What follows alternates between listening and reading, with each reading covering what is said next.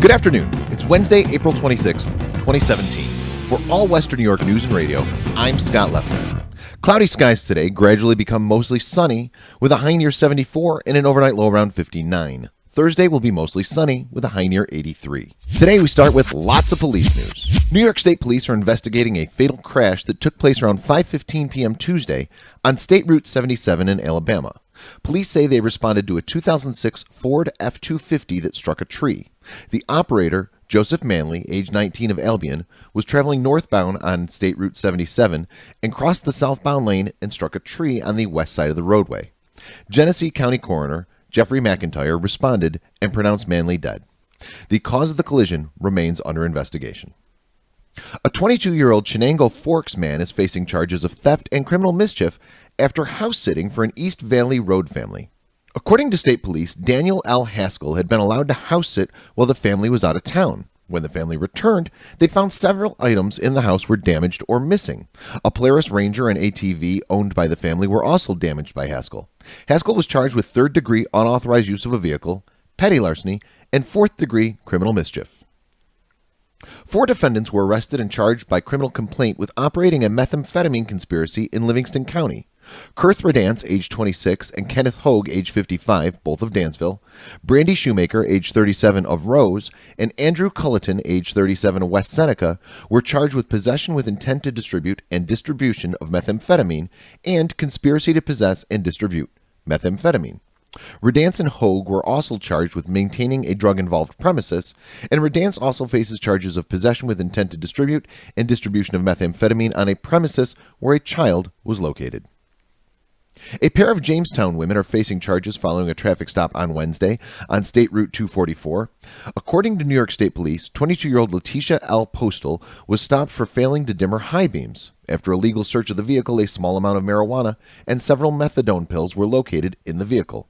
Postal admitted to possessing the marijuana, while her passenger, 20-year-old Jasmine Arroyo, admitted to possessing the pills. Both are slated to reappear in the town of Amity Court later this month. State police are seeking the public's help with a fire investigation on a pair of trailer fires they believe were intentionally set. State police say troopers and the Bureau of Investigation were called to investigate a fire at Hayek Road on Friday. The investigation revealed that a seasonal camp and 2 house trailers were destroyed by fire. Cattaraugus County fire investigators established that the fires to the properties were intentionally set. The total approximate value of the loss was about $50,000. Anyone with information is asked to contact state police at 716-353-4029. A 21-year-old Homer man was charged Sunday with driving while intoxicated and other vehicle and traffic violations following a traffic stop on State Route 244. State police say that Luke V. Tesoriero was stopped for failing to maintain lane and subsequently determined to be intoxicated.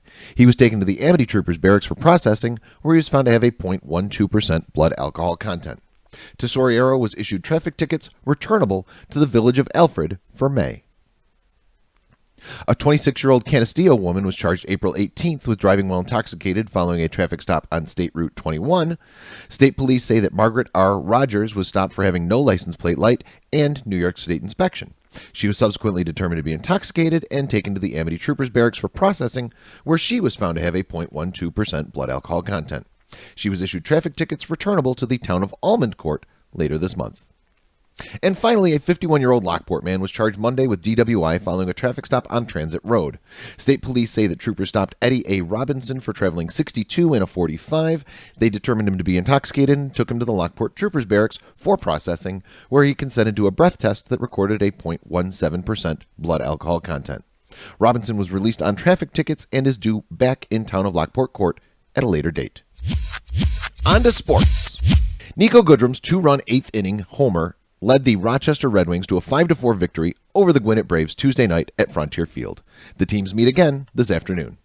The Buffalo Bisons, meanwhile, were rained out yesterday. Buffalo and the Norfolk Tides now play back-to-back doubleheaders in Virginia, with 4 contests to be played in the span of 24 hours. The teams will start the first twin bill at 5:05 p.m. It's Wednesday. That means Corey comments on at 2 and 5 p.m. Today's topic, the Bills. And we've got an all-new Think So Joe show at 6 p.m. Plus, it's hump day, so good luck with that. Yesterday afternoon, Craig Bacon published a book review on All Western New York News for Born to Run. If you like Springsteen and books, check it out. Okay, I've said enough, and I'll say no more until tomorrow. For All Western New York News and Radio, I'm Scott Leffler. Have a great day.